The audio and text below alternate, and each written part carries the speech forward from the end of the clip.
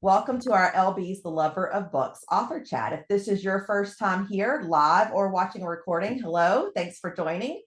Make sure you subscribe to my YouTube channel, LB The Lover of Books. I am getting pretty close to 825, so if y'all can give that click, I'd really appreciate it. And you're going to find 46 recorded author chats there, 9,500 hours watched. So my guess is you have read some of these books and you're going to love hearing what these authors have to say. But now for the author of the night, introducing this amazing best-selling book of the month author, William Kent Krueger, who goes by Kent. It was raised in the Cascade Mountains of Oregon. He briefly attended Stanford University before being kicked out for radical activities. I'm wondering if I should be asking a little bit about that coming up. After that, he logged timber, worked construction, tried his hand at freelance journalism, and eventually ended up researching child development at the University of Minnesota. He's been married for 50 years to a marvelous woman who's a retired attorney. I'm also one, so yay. He makes his home in St. Paul, a city he dearly loves. He's written a mystery series in the Northwoods of Minnesota. You may recognize his protagonist as being Cork O'Connor. If you haven't started that series, you might want to check it out. But he also has standalone novels such as Ordinary Grace and This Tender Land. Ordinary Grace won the Edgar Allan Award in 2013. And This Tender Land spent nearly 6 months on the New York Times bestseller list. So I'm thinking if you loved this one, you're also going to love those. So he has lots to come up on your TBR list. Welcome, Kent. Thank you so much for coming. You want to hear this? It's a pleasure to be with you this evening, Laura Beth. Thanks for having me. Yes, I'm so glad you are in Minnesota, but the weather's turning a little bit warmer now and spring's here. So let's go ahead and get started talking about this book. First of all, I want to know where this idea came from. So what made you want to write this particular novel, and how did you come up with it? Yeah, I'm just going to give, for those who have not had an opportunity to read The River We Remember, I'm just going to give you a quick down and dirty on the book. It is set in southern Minnesota in an area I call Black Earth County. It's set in the summer of 1958. It opens on Memorial Day, 1958, when the body of the town's leading citizen, a man named Jimmy Quinn, is found floating in the Alabaster River, dead from a shotgun blast and nearly naked. This really is a mystery, a true mystery, because the question at the heart of the story is who killed Jimmy Quinn and why. But that's not really what it's about. And here's where it came from, Laura Beth. In the early 1940s, my father graduated from high school and enlisted immediately in the military service, marched off to Europe to fight in World War II. He was just a kid. He was 18 years old. And he came back several years later, a man deeply wounded in body and in spirit by what the war had done to him. I recognize now that he was probably suffering from PTSD, but nobody talked about that back then, or if they did, they called it shell shock or battle fatigue. And like all kids, I pestered my dad for war stories. Did you kill any Germans, Dad? He absolutely refused to talk about the war. And he was so like the fathers of my friends, guys who, like my dad, had fought in World War II or Korea. And, they all went away kids, some of them not even old enough to shave yet. And they came back men deeply wounded by the horrors that they had seen and the horrors that they had been a part of. And I've wondered all my life, how does anybody heal from that kind of wounding? And what about the people they left behind who loved them, their wives, their mothers, their fathers, their sisters, people who I'm sure were praying for them desperately while they were off fighting, and maybe who in the end lost them on the battlefield? How did they heal their wounds? How did anybody manage to find a way to heal? And that's really the seed for the story I created for The River We Remember. Okay, that's a lot to take in. It's coming from family history, but I will say from the beginning that everybody here has read the novel or they're okay with spoilers. So we are going to go into that nitty gritty. So just everybody's okay with that. Just make sure if you hear something that you don't want to hear, just mute it quickly or save it for later. All right. So I want to get back to this war theme because it starts off with the parade. and people are choosing, are they going to be in it? Are they not? How are these wounds? How have they affected their person, their families? And it really sets the stage for the book, because immediately that there are two sides you can be on: those that are waving the flag and going through the parade, and then those that are basically hiding out. Both the sheriff, and we find out the newspaper man also has the same thought of, I'm not attending. So how do you create these characters and make them, I don't know, like part of this community, but still outsiders, but still coming together? Boy, there's a lot to talk about there. Yes. Well, first of all, I want to say, I opened the story on Memorial Day because I was going to talk about when Memorial Day was back in the old days. It was really about celebrating our veterans and the sacrifices that had been made by men and women who fought for our country. And I wanted to talk about the perception that is so often passed down generation to generation of how war is a glorious thing. And that's how we paint it, and the songs we sing about it, and the stories, the legends we tell about it. They are all geared to make war an acceptable thing for the next generation who has to go out there on the battlefield and fight. And so we're looking at a community like so many communities who have embraced the idea of war as an heroic thing. And I use then the juxtaposition of Brody Dern and Connie Graff and the newspaper man to show that there is another side to how we think about war, particularly when you talk to those who actually were on the battlefield, those who were wounded, those who left loved ones behind, those who never came back. So it's not necessarily two sides of a community divided. It's simply two perceptions of what war really is all about. And, any story, when I taught creative writing, I used to tell my students, a good story isn't about what happens, it's about who it happens to. So your first order of business, at least my first order of business as a storyteller, is to create characters who, A, feel very real to the reader, and B, are real enough for readers to invest their emotions in a deep way. So, I go about creating Brody Dern, who's a tremendously flawed individual. I mean, he's heroic in some ways, and certainly not in others, because we're all complicated individuals. Every human being is complicated and motivated by conflicting drives. So there's Brody, and there's oh, I'm trying to remember everybody. The character. Yeah, right. I wrote this book like 2 years ago. We have Noah, who's also a veteran. Noah, who is also a veteran.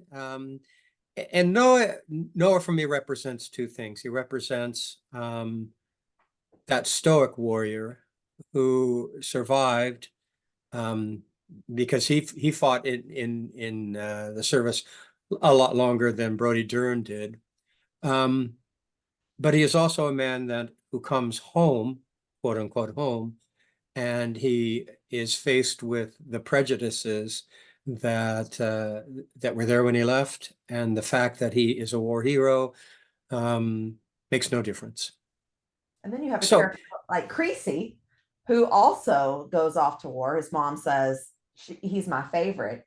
And then when he gets back, she really wants nothing to do with him at that point because he's so dramatically changed by the war.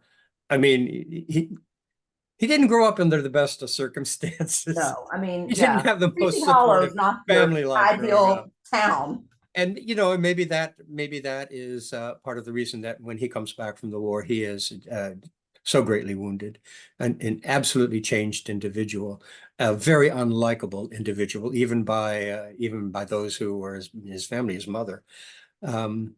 So again, an exploration of war and the various responses we have to war, and how complex it is. Well, I love when you talked about teaching to your creative writing students, it's who it happens to. And war also happens to children. And you brought that out through Mad Dog and Wolfman, Scott and Dell, because both of them lost parents through war. I mean, I know Scott, doesn't even know his father because he was lost. So, talk about that a little bit, because that kind of opens your eyes a little bit more, because now we're seeing it through innocence, how they see it in the movies and it's so grandiose, but then yet they know what their real loss is at home. Well, in the course of the story, Scott Madison particularly begins to understand, have a sense of what it meant for his father to die. He's always seen his father as this mythic image, but if you remember the scene where he and Dell are sitting around the campfire, they're out on the point, and Dell begins to think about his father, the fact that his father um, was in the belly of an airplane, a burning airplane as it fell from the sky. And he begins to think about, well, this is how my father died. He looks at the burning stick that he's holding in his hand, and he thinks about the fact that his father died probably burning. And suddenly it's not just myth anymore. It's not this legendary. It's suddenly my father died a horrible death. Mhm. Um, and I don't know how they are raised to think about war, but guys, I grew up when you played war games. That's what you did with your buddies. You played war. And you thought about war and the Audie Murphy sort of heroic sort of a thing. And eventually we grew out, those of us who who came of age in Vietnam during the Vietnam War, began to realize, because Vietnam was the first war that was televised, we could sit in our living rooms and watch our boys um, be torn apart in battle. And it was the first time that it really came home what war was like. And so I use Scott and Dell to talk about that coming of age, that realization about the terrible reality of war, and not just the reality of war. Scott begins to understand the reality of prejudice, and you know, I love writing about adolescence, because it's that time for men and for women both, where we begin to let go of those wonderful childish fantasies we have about life, and begin to understand and have to embrace the hard realities of life. Well, I love that you did this also through a book club. The Prairie Blooms were talking about their own coming of age story, right? The Holden Caulfield, and there's a whole discussion on coming of age and why is this important in history and life. And that really set the stage as much as the memorial parade did, right? Because it tells us at the beginning that this is about to happen. And we realize, hopefully at some point, we're realizing Scott's going through this and what is going to be the point that changes him. And we'll get to that in a little bit, but I thought that was a beautiful way to put it, especially for us readers, because readers love to read about readers. So do you have your own Prairie Blooms group? Just curious, like, have you ever experienced something like that, or is that just fiction? For the last more than 25 years, quarter of a century, I have led my church's book group. So every month I read a book along with the group, and we do our best to discuss it in a reasonable way. So yeah, I know exactly what's going on there. And I chose Catcher in the Rye for them to talk about for a really specific reason, because it's about an adolescent. It's about Holden Caulfield, who is so lost, trying to understand what it is to be a man, and he has no one there really to guide him into his manhood. And so he's floundering and floundering.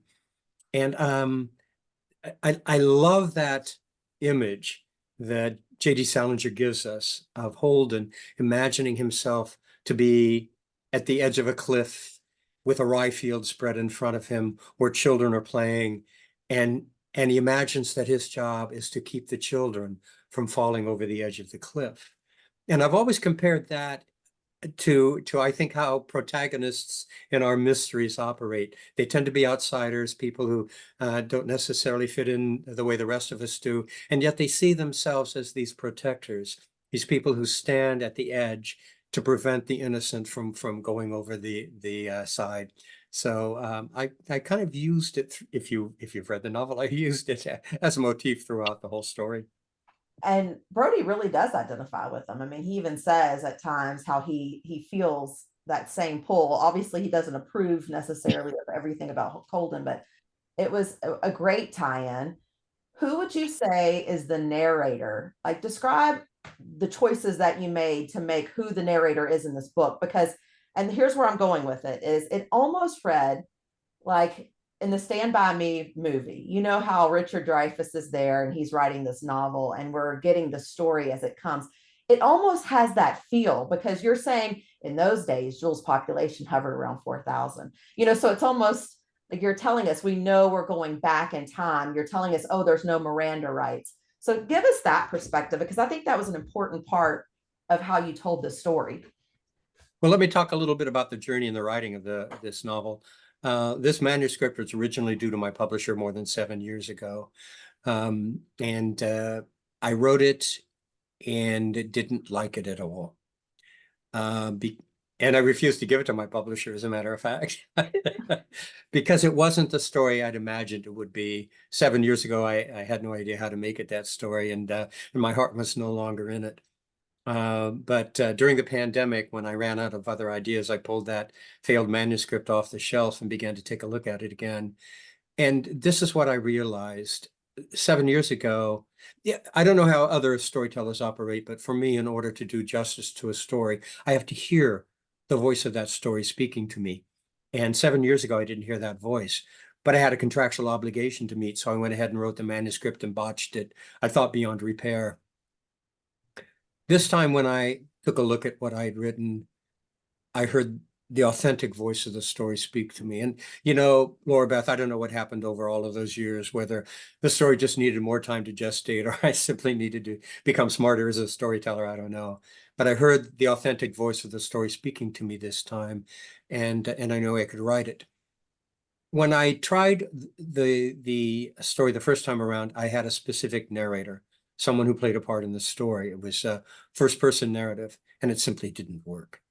It was inauthentic, both in the voice and in how I got the information for the narrator to know all of the things about these characters and the secrets they were keeping. And it was just too many false mechanizations.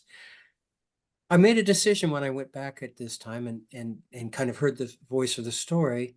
What I heard this time around was an omniscient narrator, someone who might be a member, an anonymous member of the community telling you this story.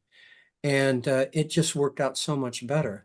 In the end, in the epilogue, we are seeing the end of Charlie Bauer's life, but Charlie Bauer is not really the narrator. It's simply that the narrator of the story has chosen Charlie as the last character to focus on in order to tell what happened to the other characters in the story. So I liked so much better this narrator who's a part of the community, but you never know who. It's like the community voice speaking. And I just thought it worked.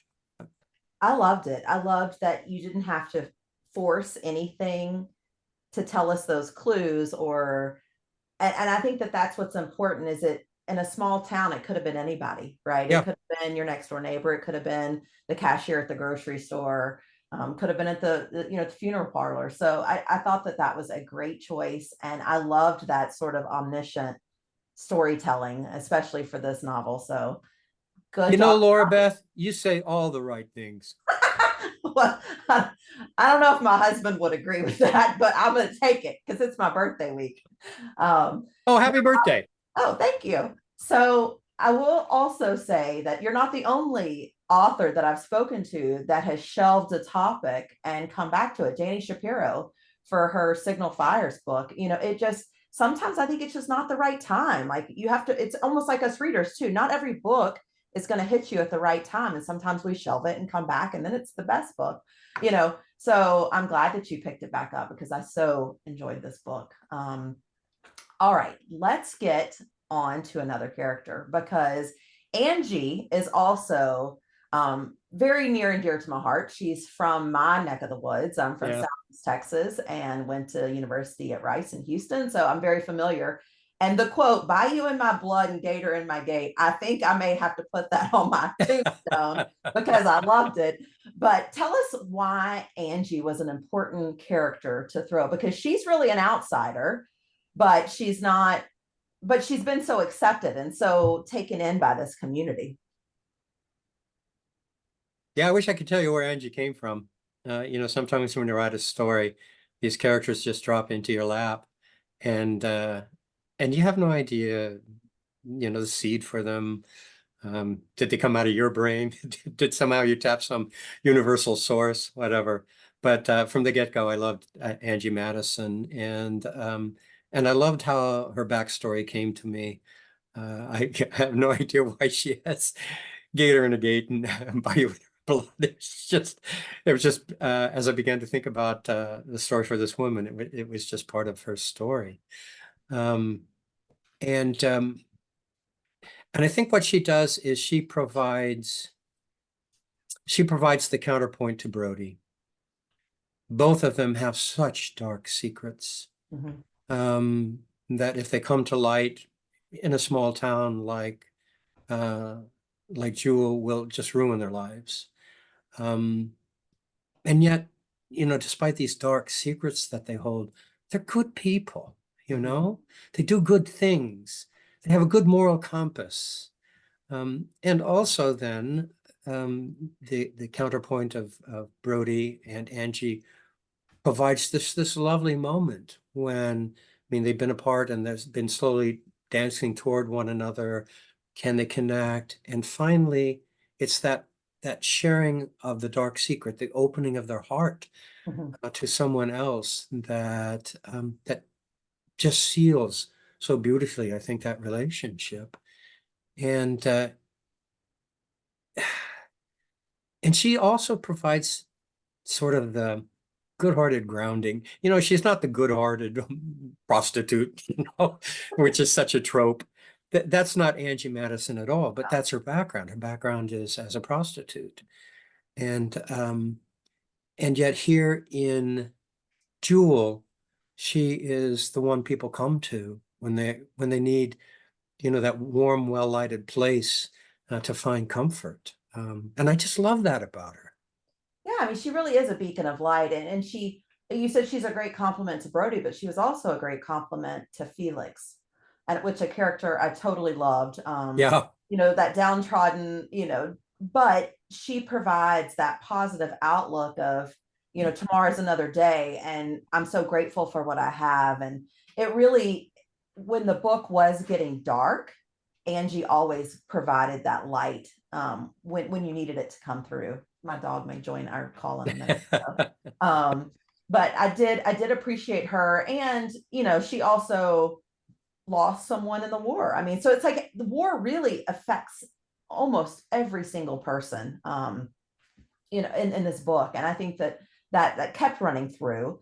You did bring up another book, though, not just Catching the Ride, but you also brought up Steinbeck's Tortilla Flat. Why that book in particular?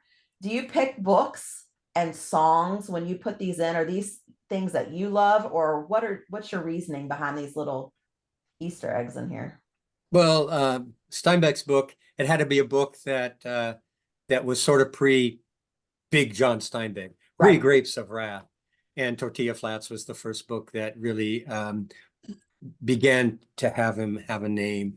So in terms of the timing, historical timing of it, it was the right book to choose. I don't have a particular fondness for Tortilla Flat. There are other there are other books by Steinbeck that I admire tremendously, but that doesn't happen to be one of them. Okay. But there are other books that I mentioned that in fact do have a pretty profound connection. For example, Peyton Place. Do you remember Dell shares Peyton Place with Yes. Scott. So when I was an adolescent in the 8th grade, I was living in Oregon, and in the summer I earned my spending money by picking strawberries. I lived in a fruit growing area by picking strawberries, and they would pick us up. Those of us, all of us were like 8th graders. They would pick us up at 6 in the morning, and we would drive up the valley cold in the back of a pickup truck. And I remember one morning when we were driving up, one of the guys brought a copy of Peyton Place and shared it with us in the back of the truck. And he had all of the really sexy parts underlined. So of course I had to put Peyton Place in there. The Naked and the Dead was such a seminal war book in terms of depicting war in a realistic way. And that's where I was able to pull out the fuggin that Dell uses all the time, because I didn't want to offend any of my readers by using the real expletive, but Norman Mailer got around it by using fuggin. So Yeah. that's what Dell uses. So I had a lot of fun choosing the books that I was going to highlight. Well, I think that makes Dell authentic because his upbringing, is not going to be the prim and proper Scott upbringing. And that, again, those two balance each other Yeah. so well to where we see so many different perspectives.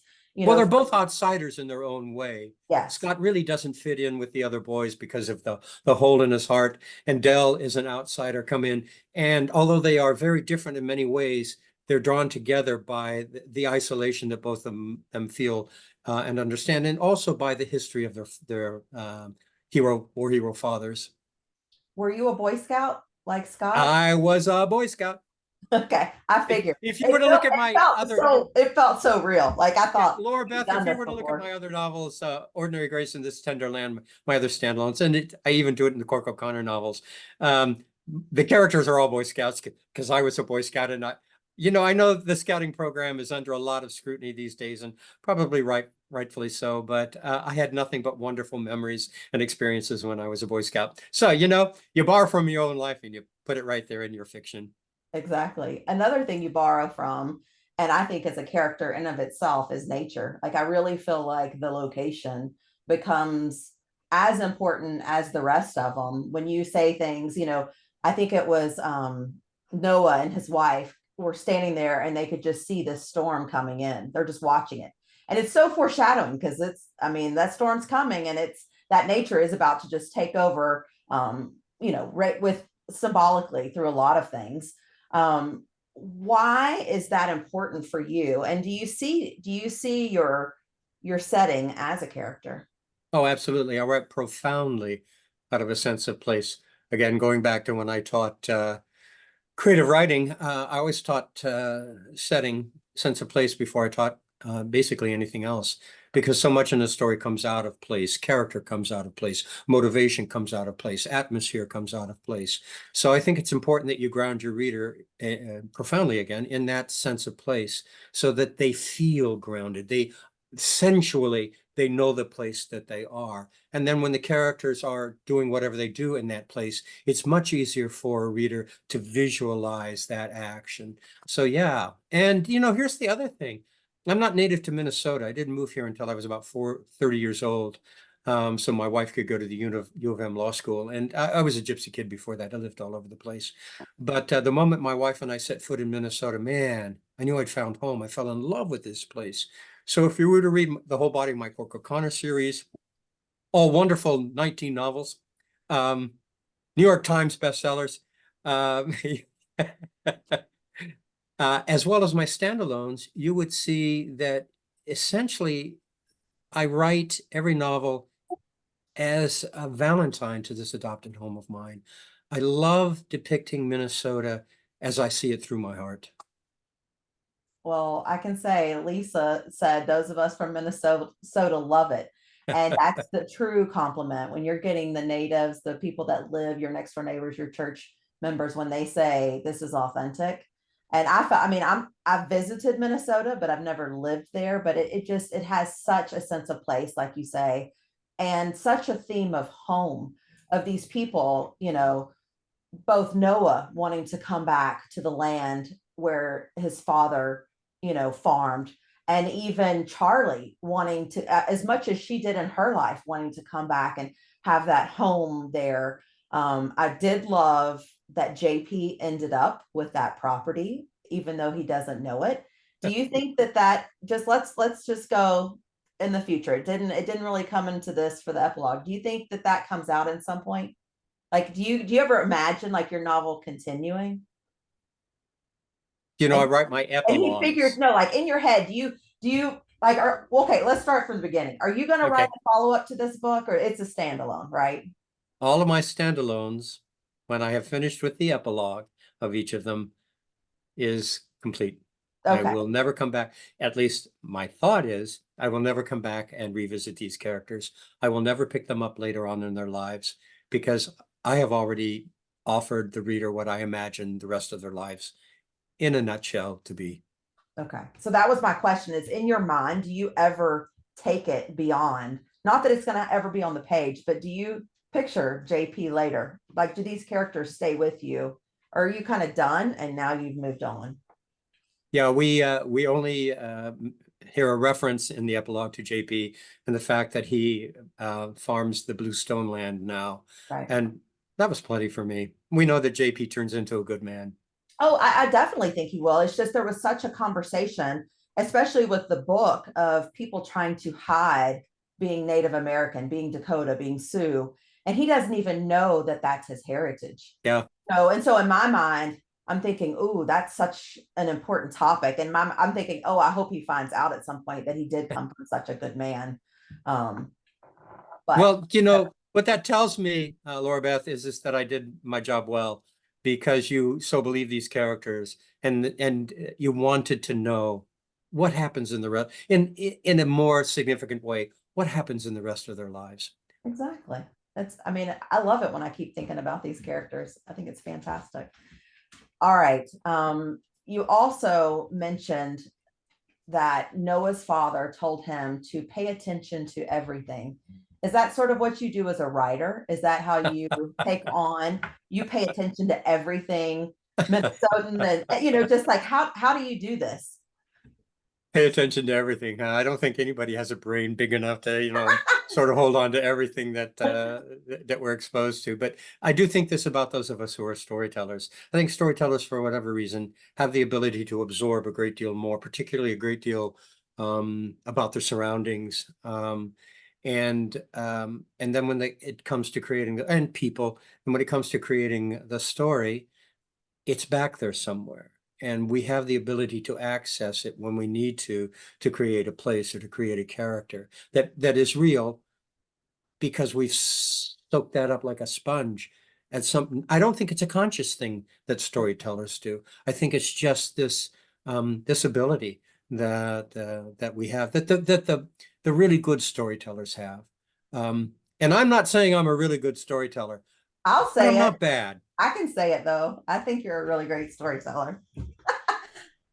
Well, to do this, you mentioned in the novel that there are winners and losers in history, and the winners basically get their history told, and the losers, and I'm not saying that they are losers, I'm just saying they didn't win out, That's right. that their story isn't told. So how do you do your research and to make sure that you're getting that well-rounded story that we're seeing both because you do such a good job of that yin yang. We're seeing both sides. How do you find that? Yeah, I do a lot of research. So I find it tickles me that this the river we remember as being classed as an historical novel because I was alive in 1958. I don't think of myself as an historical figure. Um, and I honestly, in telling the story, I drew a lot on my memories of that particular period in time. But in order to make sure that all the cultural references that I make are accurate, yeah, I have to do a lot of research, so I have to research that any book I mentioned was in fact published and out by that time. Any of the songs that I mentioned in the story, I had to make sure that, yep, they would have been in the jukebox by then. Any of the historical events that I reference, I go back and I make sure that I know exactly how that occurred and that I'm not saying anything that is incorrect, because there are a lot of historians who read these things.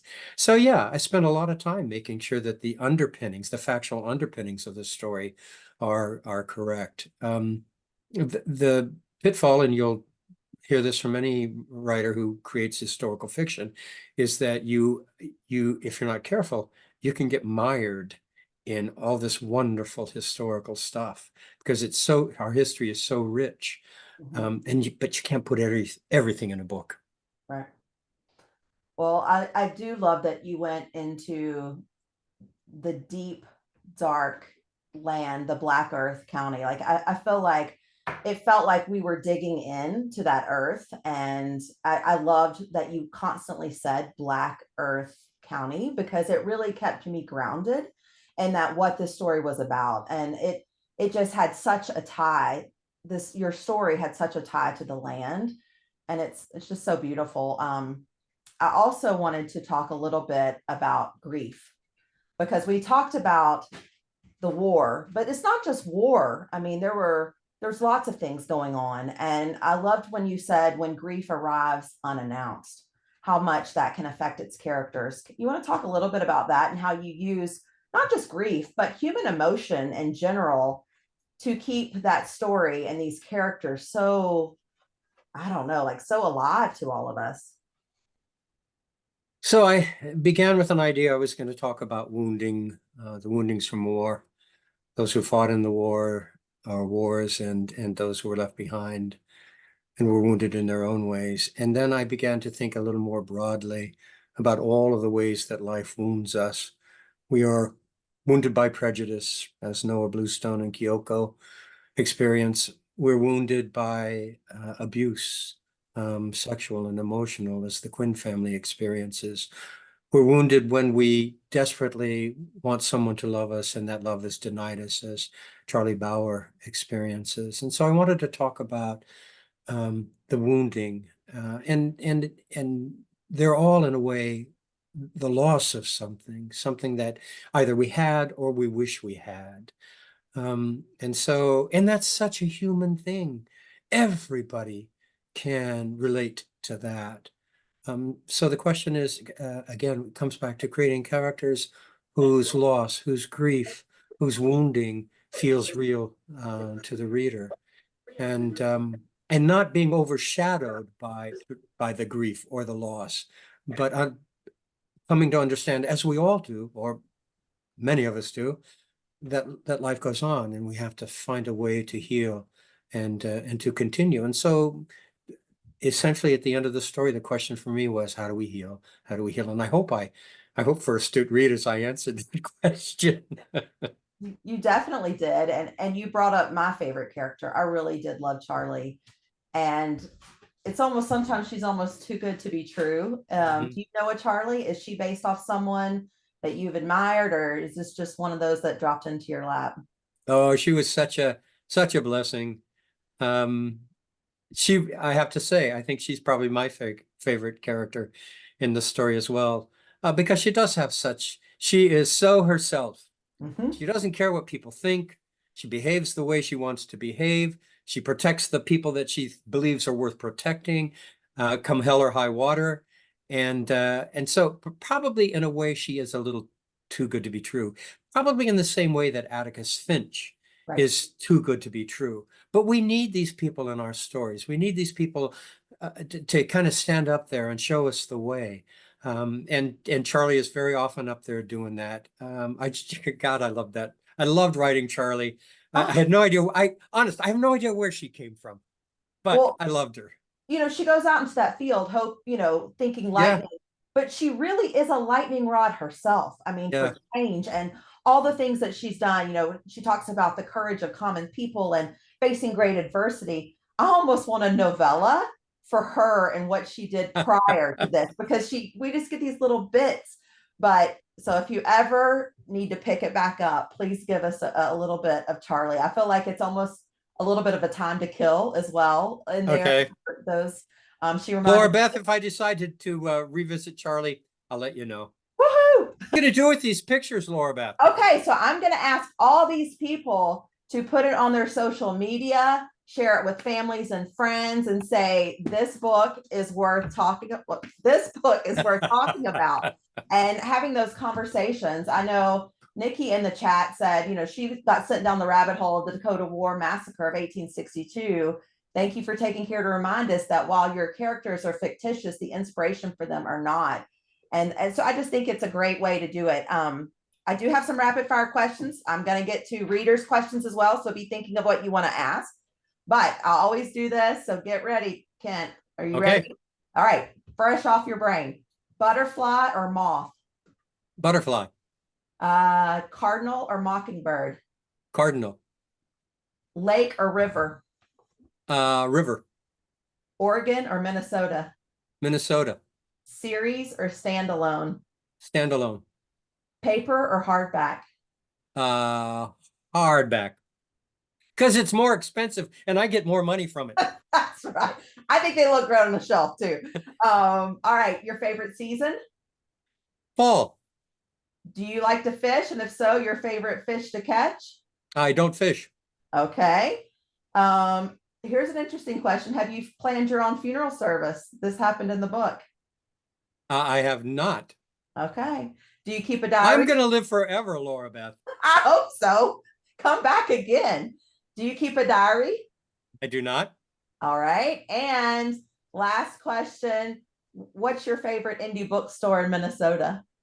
Oh God, I'm not going to go there because there are so many wonderful independent bookstores. There are a dozen and a half in the Twin Cities alone. If I named one, I would be hated by so many people. All right, we won't go there. We're just going to all the independent bookstores. And thank you so much. All right, we've got some people to ask questions. I'm going to highlight. So Jenny, if you want to unmute and go ahead and ask your question. Hi, thanks. Ooh, I'm first. That's exciting. Well, I have a question and a pledge or two, and I'm trying to keep the fangirling to a minimum. As I just wanted to say I love your book so much. It's so obvious how much you love Minnesota, and I think that's so special because to really find that place that calls to you and to be able to live there is amazing, and it always comes across in your books, and I just love it so much. Every book just draws me in. I read This Tender Land in 2022, and I think I read all your other books in the next 3 months. And so I'm really excited about the new Cork O'Connor book coming out.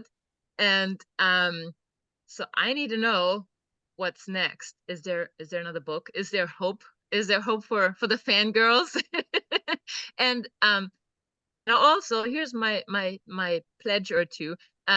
Ordinary Grace is available in German, but you need to talk to your publisher or somebody, or give me an email address and I write them, because I recommend your books to everybody, and I recommended it to my stepdad in Germany who loves to read, and he was just blown away. And so now he's out of luck because his English isn't good enough to read. And on your next book tour, can you please come to Washington too? Because I can't always come to Chicago to see you. All right, lots of fun here. You look like you're in a Northwoods cabin. Are you in a cabin somewhere? I'm in Washington State, like about 15 miles from the Canadian border in the woods. Yes. Oh, lovely, lovely, lovely. Yes, as a matter of fact, I have one more Cork O'Connor novel under contract. Number 20 in the series, a book called Spirit Crossing, will be out this August. And I am currently at work on the next entry in the series. I don't have a title for it yet. In fact, I don't even know what the hell's going to happen in it yet. But yes, and after that, I'm going to start on my next standalone. I have an idea for a standalone that is just pounding at the door, begging to be written. Sounds fantastic. Thank you. Thank you for asking. Yes, Jenny, thank you. All right, Erin Rose, I'm going to spotlight you. Go ahead and ask your question. Hi, I just had a question on the title, or not the titles, the covers, because I noticed that the covers of your books kind of have a similarity to them and, certainly a nature theme. So I just wanted to know where that inspiration came from, how much input you had, how are they selected? These in the beginning, I had absolutely no say whatsoever, as most beginning writers do. in the cover. My publisher would say, "So, what do you think the cover should be like?" And I would give them ideas, and they would pay absolutely no attention to me. But eventually, I began to be able to have some input for the standalones, this Tenderland, Ordinary Grace, and well, there's the dog. There's Hugo. Yes. Well, what's your puppy's name? Hugo. Hugo. Okay. Yeah. For the covers of my standalones, yes, my agent and I both had significant involvement. And typically the process goes like this. We get an early draft of what they're thinking it might look like. And we always go, "This is awful. This is nothing like we imagined it would be." So they go back to the drawing board, and the next one we get looks pretty good. And then we go about the business of just refining it until we all agree that it's as good as we can possibly get it. There is, of course, a similarity in the covers of these three books because they do form a kind of, I think of them as the Heartland trilogy. These are the stories that I've set in southern Minnesota in the heartland of our nation. So they ought to look similar if they sat on a shelf together. Great question, Erin Rose. Thank you so much. All right, Randy, I'm going to highlight you. Go ahead and ask your question. My question is more of a statement for you. I hope it's not too late, but when you held up your book, the reflection from your light blocked seeing the cover. So you might want to try it again. Okay. Thank you so much for that, Randy. All right. And Kent, I'm in Minneapolis, just across the river. So if you ever need a new portrait for your books, I'm here. Do you do covers? I've never done one yet, but I would love to. You and Sanford are my favorite authors, so. Okay. When you say portrait, do you mean like the author photo? Yeah, exactly. Okay. Randy, I'll keep you in mind. In fact, why don't you shoot me a note through my website and I'll take a look at some of your work. Thanks so much. Thanks, Randy. Okay. All right, Mary Ann, why don't you go ahead and ask your question? So nice to be with you all here. Thank you for agreeing to do this chat with us tonight.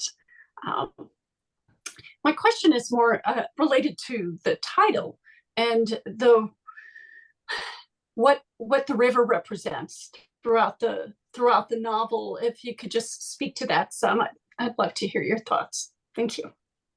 Sure. The river is a thread that ties the land and its people together, ties them to the past, and even points toward the future. Almost every scene takes place inside of the river, near the river. I love rivers because they're metaphors for so many things when we create our stories. They can be the metaphors for all kinds of the journeys we make in life. For Scott and Dell, it's the journey from childhood into adulthood, the sad wisdom of adulthood. For Brody and Angie, it's the journey from not having someone to having someone. So yeah, for me, it was the lovely opportunity for all kinds of metaphors. But it is the thing that ties the land, the people, the history all together. And thank you. You know, I have to be honest with you. It was not called The River We Remember when I turned it into my publisher. Really? What was the original title? When my editor first saw the manuscript, it was titled Alabaster, after the Alabaster River. And my editor, Peter, who is, I think, the best editor in the business, said, "Love the story, hate the title." He said, "The title tells me nothing. Give me a title that tells me something." And so in a huff, I went off on my bicycle thinking, "Oh, I love Alabaster. What's wrong with Alabaster?" So I took a very long bike ride, and by the time I came back, I had The River We Remember as the title. And then I had already written the epilogue, and I rewrote the epilogue, tying in the river as a metaphor for the lives we all lead together. Lovely, thank you. Yeah, obviously just rivers have so much, much rich symbolism too. I was even just thinking about the ways in which the river's never the same. It's constantly changing and so on. And was thinking about just this whole idea too of like the revisionist history, right? And it's the river that it really is the river you remember, and everybody remembers a different Right. river depending on their experiences and so on. So thanks for sharing those thoughts with us. You're welcome. Thank you, Marianne. That was great. Shayla, I'm going to get you to ask your question. Let's see. Go for it. I was wondering why you chose to set the novel in the 1950s specifically, and was it easier for you to kind of deal with the evidence and the police procedural part of things to have it set in the 1950s rather than a more modern time, or was that a consideration in your calculation for having it set in the 1950s? It wasn't necessarily a part of my calculation, but it certainly made things easier. And when I write my Cork O'Connor series, I have to do my best to stay abreast of all of the rapid advances in forensic investigation and police procedure. And that's not always an easy thing to do. But when you set something in the past, it's done. You know what you're dealing with. So it wasn't a consideration at all. I chose the late 1950s because I wanted to talk about World War II and the effect on the veterans. And that was I just sort of arbitrarily chose 1958 because when I thought about the timelines of the characters, it seemed to work quite well. We're still not into the 60s because the 60s turned out to be a very different kind of a historic period than the 50s. So for many reasons, in terms of the ease of the storytelling and the kind of story I wanted to tell, 1958 seemed appropriate. Okay. Thanks so much. I will say, because you're talking about the Cork books, Nikki asked, just picked up Lightning Strike. Where do I start with this being a prequel? Like, where do you recommend in the order that they read this? Lightning Strike is really a pretty good place to start the Cork O'Connor series. It is, in fact, a prequel. It's the number 18, I think, in my series, but it's a prequel. And what it will give a reader is a sense of who I am as a storyteller, the elements that you're going to find in any Cork O'Connor novel, the voice that I use, but you don't have to know anything about the series in order to appreciate the story. If you like Lightning Strike, then honestly, I recommend you go back to the beginning and begin with Iron Lake. The 18, 19 books in the series span about 15, 16 years in the lives of the characters. So across the course of those books, everyone ages, their relationships change. Some characters leave the series, some new characters come into it. So it's a much richer experience if you were to read it in the order that the books were published. And then this book, The River We Remember, is going to be published in paperback coming up pretty soon, right? Yeah, I just got my 2 boxes of paperbacks. So within a couple of weeks, I think they'll be available in paperback at most fine independent bookstores everywhere. Exactly. And Sharon wants to know where you came up with the name Cork O'Connor. So long before I knew I was going to write any kind of a story, I just had in mind a guy I thought I might want to write about. And all I knew about him in the very beginning was that he was going to be the kind of man who was so resilient that no matter how far life pushed him down, he would always bob back to the surface, and his name would be Cork. Swear to God, that's where it began. Then I eventually, for reasons, decided to make him a man of mixed heritage, part Ojibwe and eventually part Irish, and Cork became very naturally Corker and O'Connor at that point. Well, this is a great segue into the next question, because Aaron Rose says, I've noticed that there have been a lot of references to Indigenous people in your books, and you just mentioned with Cork. Is there a story behind this trend? Like what draws you to telling those stories? Well, when I tried for a very long time to write the great American novel to no great avail, and went through a midlife crisis in my very early 40s and thought, the hell with trying to write the great American novel. I want to write something somebody might actually want to read. So I looked around me to see what everybody reads. You know what everybody reads, Laura Beth? They read mysteries. It's a genre whose appeal cuts across all socioeconomic levels, all age demographics, all ethnic groups. So I decided to write a mystery. Now, here's a confession coming from a mystery writer. Before I began to write mysteries, I didn't read them. My father was a high school English teacher, and he convinced me that mysteries were the poor stepchildren of literature. So I didn't even read Nancy Drew or the Hardy Boys when I was growing up. So when I turned to writing mysteries, I had a lot to learn, and I learned by reading. I just read voraciously in the genre, and very early on, I discovered the work of a guy named Tony Hillerman. For those of you who don't know that name, Hillerman was an icon in the mystery community. He wrote a series that was set in the Four Corners area of the Southwest and dealt significantly with the culture of the Navajo people, the Dene. And I loved what he did, and when I decided I was going to write a mystery, I thought, well, nobody's doing that with the Ojibwe here in Minnesota. Maybe I should give it a shot. So I have now across the 25 years, actually 30 years that I've been working on the Coquihalla novels, come to know a good deal about the Ojibwe people. I have lots of friends in the Native community who guide me significantly in terms of how I create my stories. Well, I think you've also created some more mystery readers just by your books. Teresa says, I would not have said I was a mystery reader until now. So Good. Thank you for that. One more cute question. Bethany wants to know what's the wine you're enjoying tonight? It's a Marlborough Sauvignon Blanc, very grapefruity.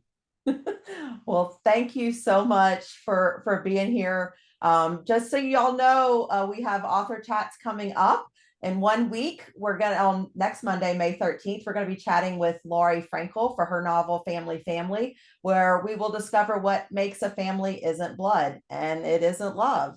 No matter how they're formed, the truth about family is this: it's complicated. Then on June 23rd, we'll be chatting with Sophia Sinclair for her memoir, How to Say Babylon. This is shortlisted for the Women's Prize for Nonfiction. So you're definitely going to want to tune into that one. With echoes of Educated and Born a Crime, How to Say Babylon is a stunning story of the author's struggle to break free of her rigid Rastafarian upbringing, ruled by her father's strict patriarchal views of repressive control of her childhood to find her own voice as a woman and a poet. So please find those holds, get them checked out, get those books ordered and read so you can join us. You're not going to want to miss it. Thank you, Kent. This has been a wonderful night of discussion. Make sure you check out his Instagram. He has a fantastic Facebook page and lots of fantastic readers, which I'm sure a lot of you are from that page. But also, again, just subscribe to my YouTube channel, LB the Lover of Books. Check out Instagram. You're going to find reviews, recommendations, and always more author chats. This has been just a wonderful night. Kent, I can't say thank you enough. Laura Beth, I got to tell you, you're a wonderful interviewer. I've had just a lovely conversation. Thank you. Well, thank you. Hope to do it again. And I'll be looking forward to reading more Cork and that new standalone. I can't, if it's knocking at the door, it's going to be coming through my mailbox pretty soon. So thank you so much. Everybody have a wonderful night, and I'll see y'all next week. Bye, everybody.